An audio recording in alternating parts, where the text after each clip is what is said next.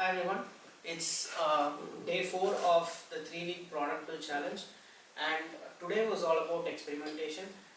Yesterday, like I said, was completely exhausting, the last 2 days actually, and I felt that was because of the fact that I had my entire day scheduled out from morning to evening, um, and that was because I thought of filling it in Notion by hour, giving an hourly update, but that took a heavy toll on my anxiety. I mean, that gave a lot of anxiety to me.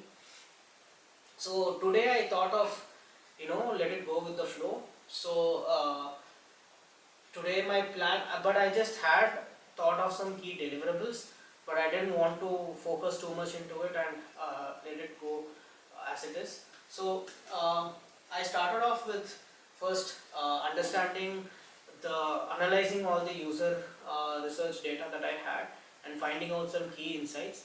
And some of the key insights that I derived was one, to have real life case studies, any sort of real life case studies. Second is to have some sort of simulation have effect in play.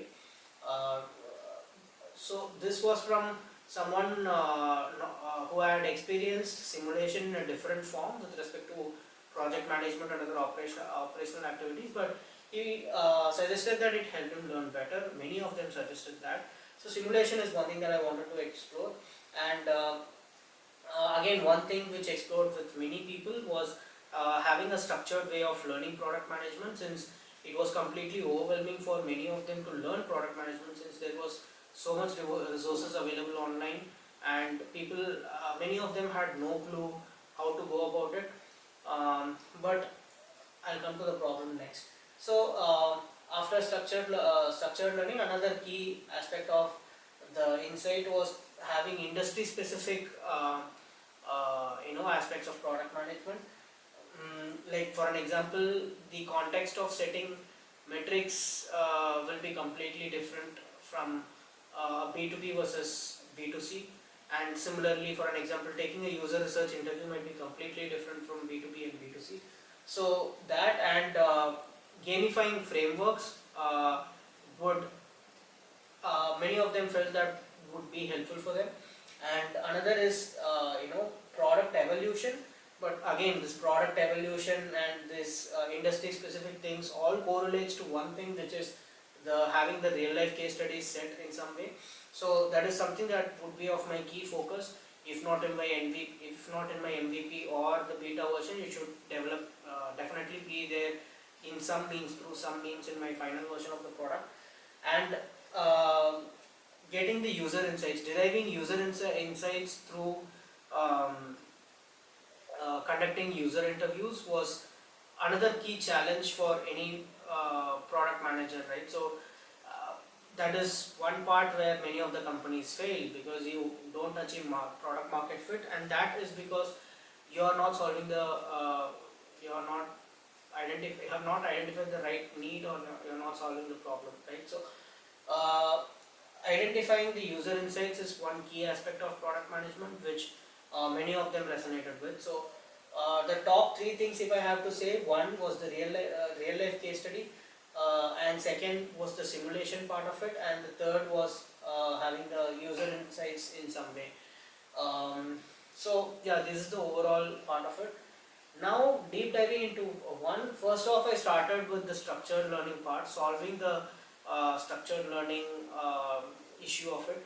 So I thought of putting out a structure based on my past experiences I've had so far with product management, and I think that was a grave mistake, because I tried doing it. I tried giving it a proper structure, but then what ended up happening was that I started shifting many things from one section to another section. For an example, no, let's not go into that. So I started shifting many things here and there, and it just became a chaos, and I thought of not wasting any more time and quitting it, because I felt structuring out product management for someone new to coming new to product management would be easy. For someone who's from an someone who is experienced, or someone who is in a big organization, but then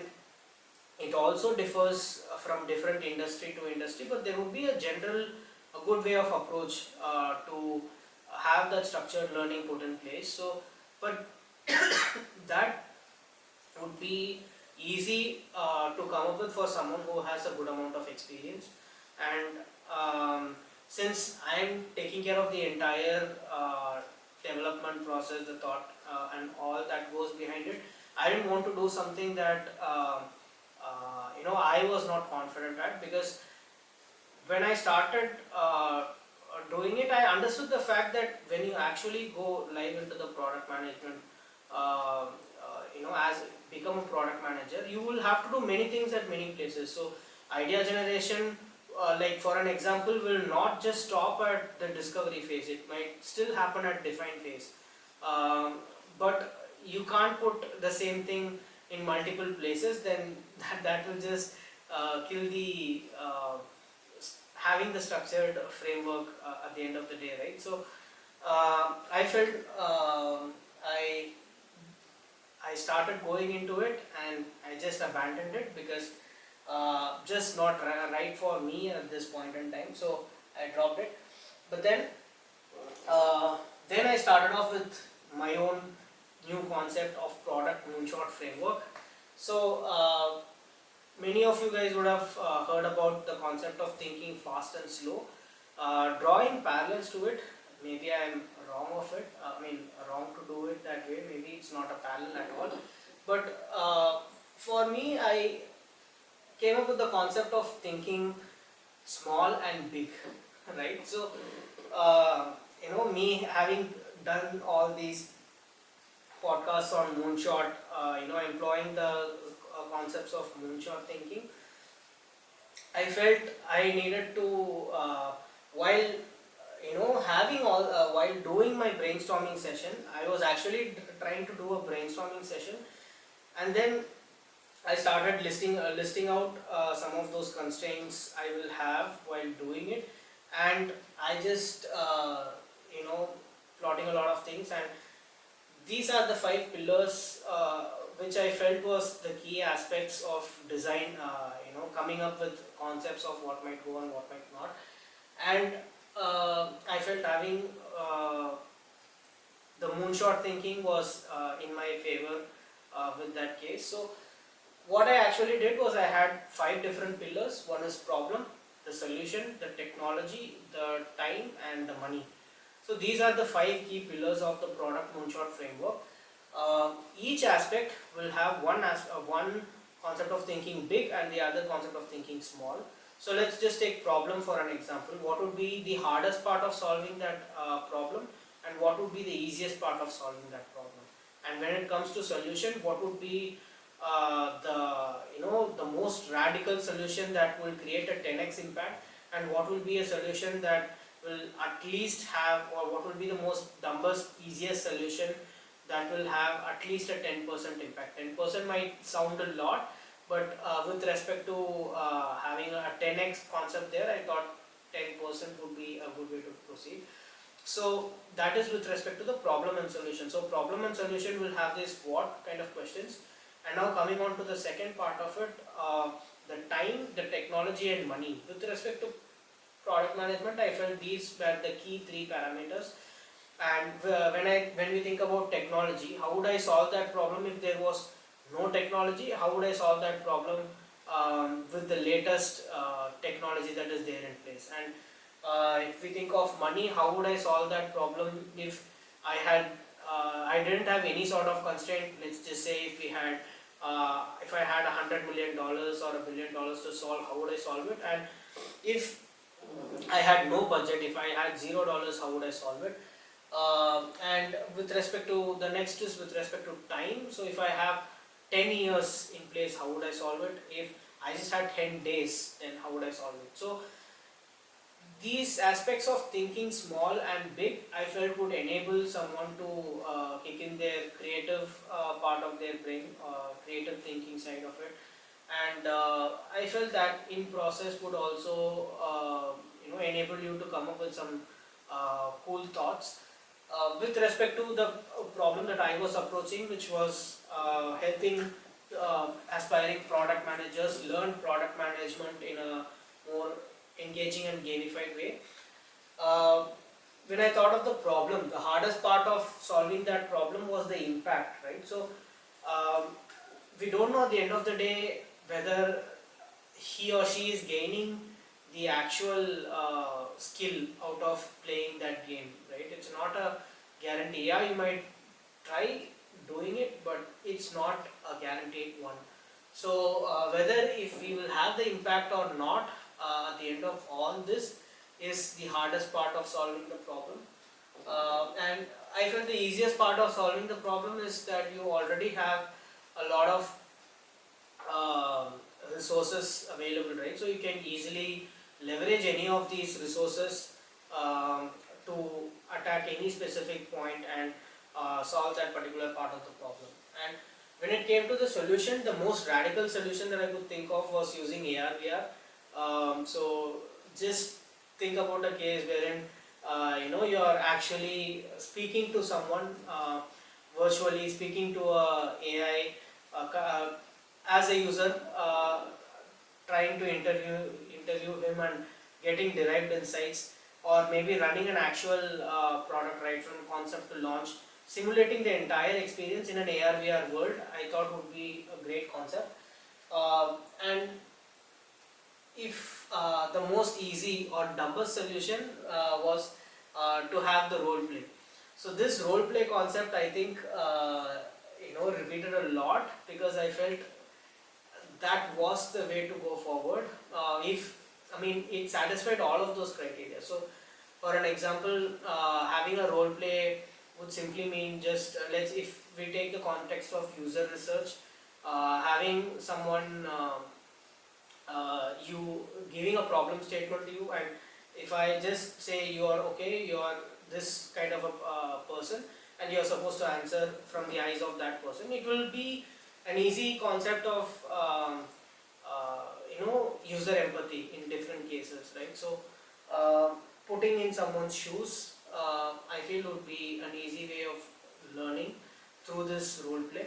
So that would be the most easy or dumbest way of doing it. And technology, if no technology was there, then again I can easily solve it with some sort of a card game. When I say the card game, I think the first thing that comes to my mind is the Moonshot game, which I used to play from X website. Not the current X. The previously used to be X. It's still the X, the Moonshot factory. So the Moonshot game, wherein they just gave the problem statement and 3 different technology cards. You just choose something random and then you start brainstorming. Right, so that was a very interesting concept, which didn't require anything much, right? So it was just a concept of role playing, thinking big, and just solving it. So I think that would be the easiest way to solve it without using any sort of technology, some sort of a card or a Monopoly kind of a game, which will help you even simulate those kind of scenarios.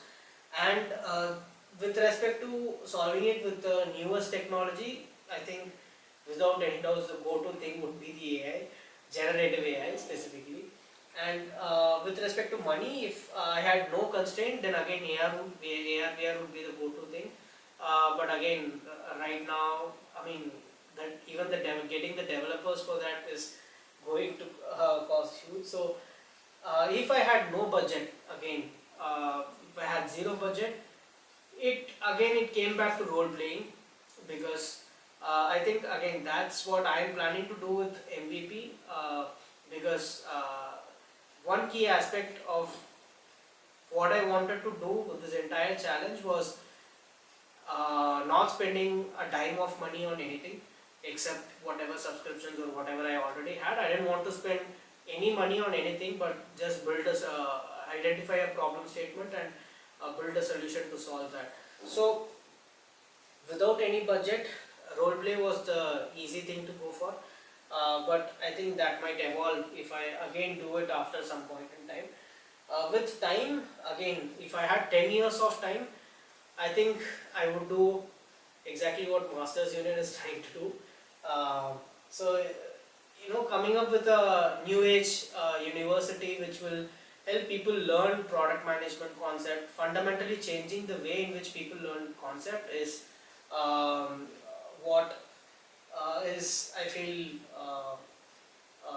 you can do in a 10 years span of time. With respect to 10 days, I think just taking one concept and just solving it, identifying the problem in that specific journey, user flow, and then just solving it for that particular thing. Like what I'm trying to do right now, at least with the MVP is what I would say I can do. At least here it is 10 days. I'm trying to run with 7 days in each sprint. So with lesser time, I think it's very challenging, but it's also very exciting on the other hand. So this was the overall product Moonshot framework that I came up with. And after the product Moonshot framework, I directly went to Upraised, which was suggested by two of the interviewees. I took the case study MCQ, which went on for an hour or so, and it judged in different key aspects, right? I think it clearly defined that it is going to use check the skills of problem solving, product sense, communication, technical understanding, data driven and experimentation, and result orientation. So these were the key pillars, 6 key pillars based on which they said that they are going to assess. And they gave a case study and they tried to ask different questions, just basic MCQs, but the way of that proceeding, again, it resonated a lot with the real life case study that I was talking about. So that was a good point to start for me. And then moving on, I explored this game called the Gamedev Tycoon, and I just loved it. I just got so addicted to it. I just started playing for a couple of hours or so, because I think it was the closest, or even I would say that is the milestone that I would want to achieve if I actually create a game to help someone learn product management. It was absolutely awesome, and I would even suggest you guys to try it out. It actually costs a bit of money, I think some $90 or something, but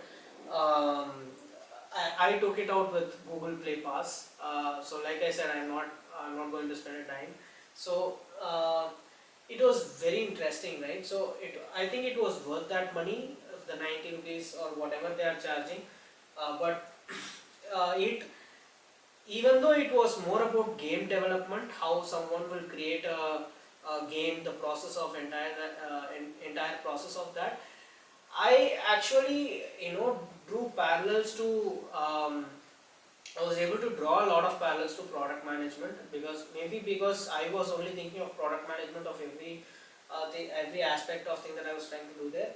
But the concept of developing any game started off with first selecting a set of variables, right? So whether it is theme, platform, or audience.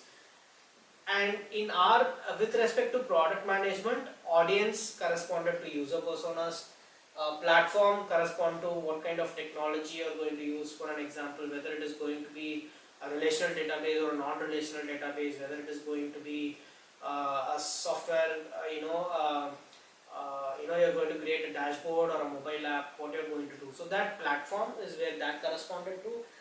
Within the game, it was different platforms like PS4 or Xbox, or it was from a span of 1960s or 70s till late 2010. It covered a span of some 50 odd years. So that's how the time. It was more like a time travel, not time travel, but time lapse kind of a concept.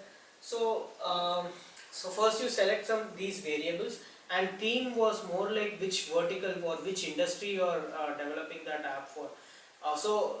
Let's just say there was a company which offered product development services, right? So it simulated more of that sort of a company. So if you are going to develop an app for, let's say, an e-commerce company, how would you do it? If you are going to develop an app for a B2B company who is doing a specific SaaS products for solving in a specific niche industry, how would you do it?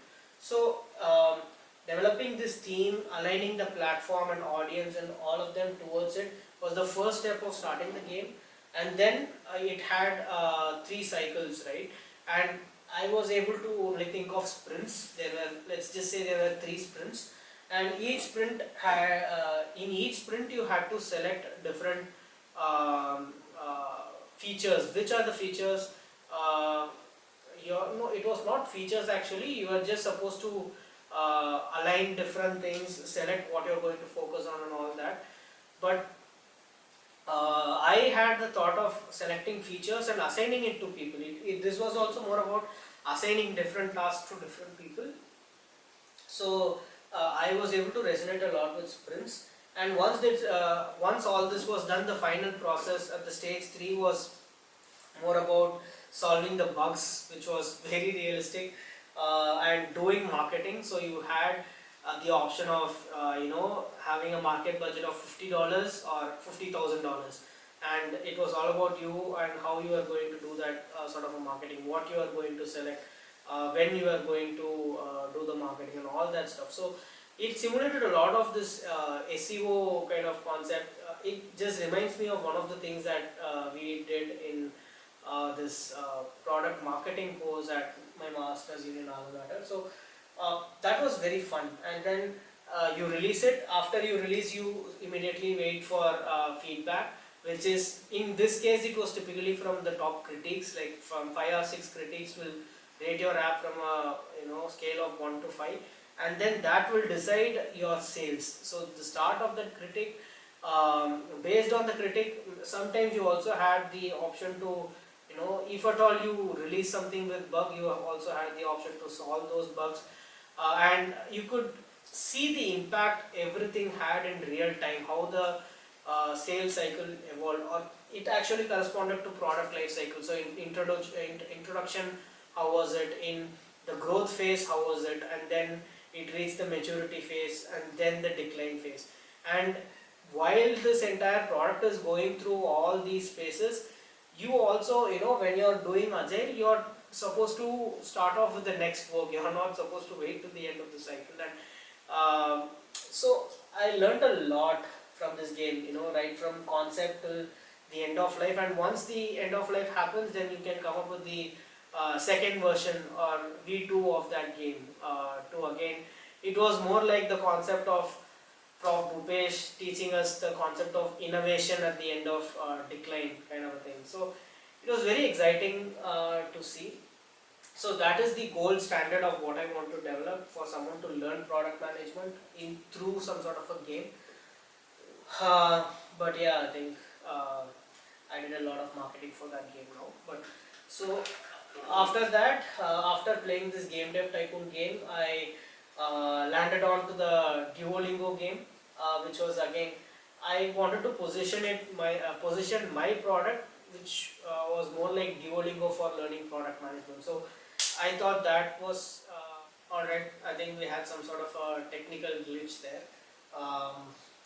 The internal temperature of the camera got so hot and it shut off. But yeah, continuing with the Duolingo, I think I love the Duolingo concept of what Duolingo had. It had a lot of engaging things inside, which is the concept of having those streaks and the concept of XPs. It was more of a gamified way again. And two interesting aspects that I saw inside of that was the jump here concept, wherein let's just say you're an advanced person, right, and you're just doing it for maybe for fun, or you're trying to learn something very deep inside. You know all the basic stuff, which means you don't even want to go there, right? Learn all those stuff. So then what you can do is, select the option of jump here, and then you answer those questions, and if you do it right, then you go to the next stage that you want to go, right? So many of the applications don't have that specific concept, and I think I'm a little bit inspired by that specific concept, and I might try to incorporate it in some way. And the second was having the life, right? So when you are trying to jump into a specific game, a specific section, if you are not able to, if you are not able to survive 3 times after failing, then you're done. It means that you don't know, which means you're forced to again come back and learn the same thing, right? So I think that was very fun and engaging process, and I was able to draw a lot of parallels to another website called Uxcel, which was suggested by another one of the interviewees that was there, and he was who was a course creator again. So that had a lot of these design aspects involved, right? So you are given a small problem statement, and you are supposed to choose one of the two, and that was typically a sort of a case study. Right? Once you select something, whether it is right or wrong, you get the background or the context behind it as to why it was right or wrong, and to mix a little bit of my idea into it, inspired by the latest ChatGPT update that I got, I thought of incorporating an aspect to ask question about that case study, right? So you might have a different thought. Why not you? I mean, you could have done this or that, right? But immediately you don't have a mentor to ask on that specific case study. So I felt, what if you can ask to something like a ChatGPT immediately, which is already pre-trained on that specific case study, for an example. I'm not even sure how practically feasible that's going to be. I'm pretty sure it will be feasible in some way, but not sure whether I will be able to do it in that same way or not. But something to explore. I was just going about a lot of concepts today, and it was completely fun. I mean, Uxcel had these different levels, whether it is Uxcel or Duolingo, both had this concept of having levels, each level having different courses, and each course having these different games. So in case of Uxcel, it was more about those case studies. If you based on whatever you select, you come across that case study. And in case of Duolingo, it was more about whether it was right or wrong. That's it. Whether you are able to, whether you are equipped to handle that particular question or not. So I think that was very fun. And thinking about all this, I think now I have a very good picture or framework of what I want to do for MVP, what I want to do for the beta testing, and what I want to bring in for the final version of the product. It may or may not be related, or I'm still pretty unsure about how it might get related. I think that's the call for tomorrow. But I think having some sort of role play game, some sort of offline game. So one key concept that I want to change, which again I was inspired by three key people. One is Sandesh, Yashwant, and Prof. Mukesh. Thank you, all of you. So was that you don't need to necessarily have an app to solve a specific problem, right? As long as you are having a product to solve it, that product need not be just an app to solve that.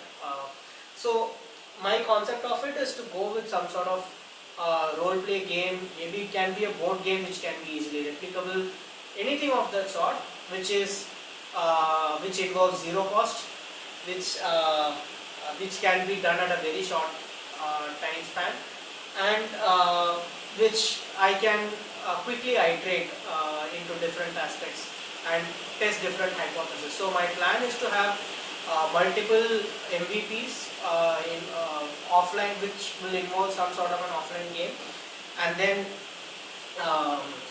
to test whether those hypotheses work out or not. Do a little bit of A/B testing there.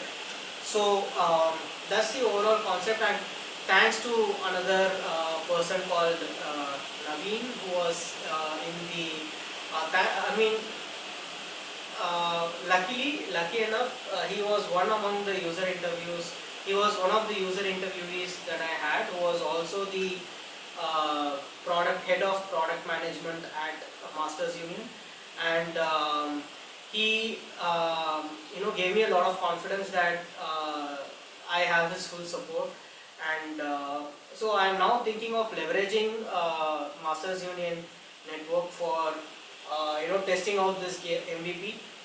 Since I am planning to have multiple MVPs, I want to have different batch of people, not batch but different team of people, maybe 5 or 10 different people playing one MVP and testing it out. But yeah, those are all things for tomorrow to test. And I think, yeah, it is, wow, it's already more than 30 minutes or so. So I think it would be the longest video so far. It has just been 4 days, and today I think it's already 30 plus minutes, which is huge.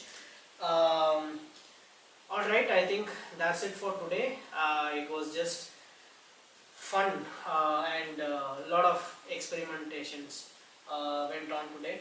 I initially had these key deliverables that I planned for today, and one thing I realized again today was that, again, maybe it is correlated to the structured thinking that I was thinking back, but sometimes not having that structured way of thinking will let you explore something new, something different, and you need not have that just the structured way of thought all the time. And maybe that is one of the key reasons why many of the actual product managers whom I interviewed actually don't use any sort of framework at any point in time.